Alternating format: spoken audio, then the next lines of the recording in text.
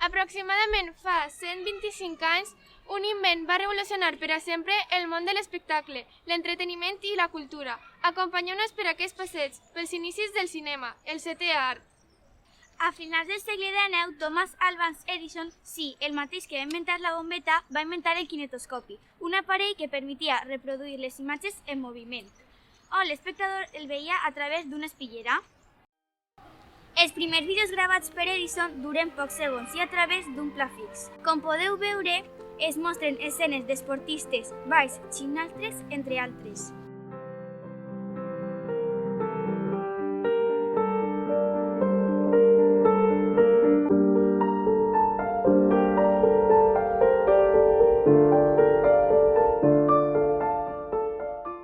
Però es considera que el cinema va néixer realment el 28 de desembre de 1895, quan els germans Llumière van fer la primera projecció sobre una pantalla, gràcies a una altra invenció, el cinematògraf, una màquina que permetia filmar i projectar imatges en moviment.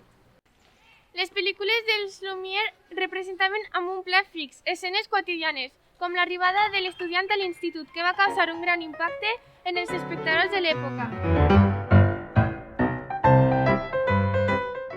O El regador regat, que ja incloïa una brevíssima narració i intenció humorística.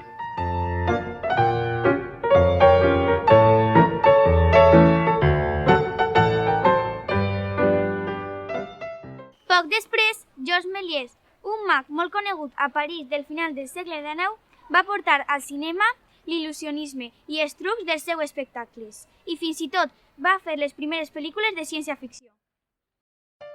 Les seues obres, com podem veure, ja tenien una intenció narrativa i eren molt habituals els trucatges, que va descobrir quasi per casualitat mentre experimentava amb el cinematògraf, com fer aparèixer i desaparèixer personatges i objectes.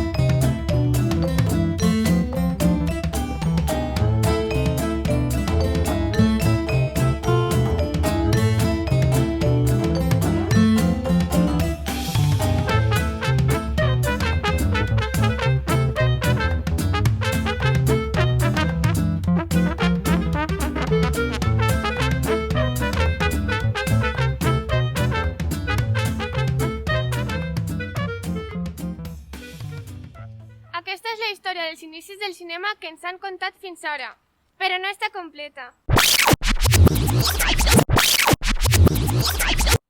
Alice Guy va ser una cineasta pionera.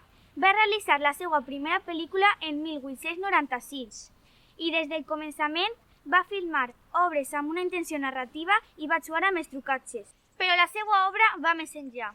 Va donar papers protagonistes a xiquetes, va denunciar la discriminació racial i va donar papers a actors negres i, sobretot, va donar a la dona el protagonisme que es mereixia. En una de les seues pel·lícules, Les conseqüències del feminisme, de 1906, com podem veure, ja va qüestionar els rols de gènere i va denunciar la discriminació femenina fent que l'home assumira els rols tradicionalment reservats per a les dones.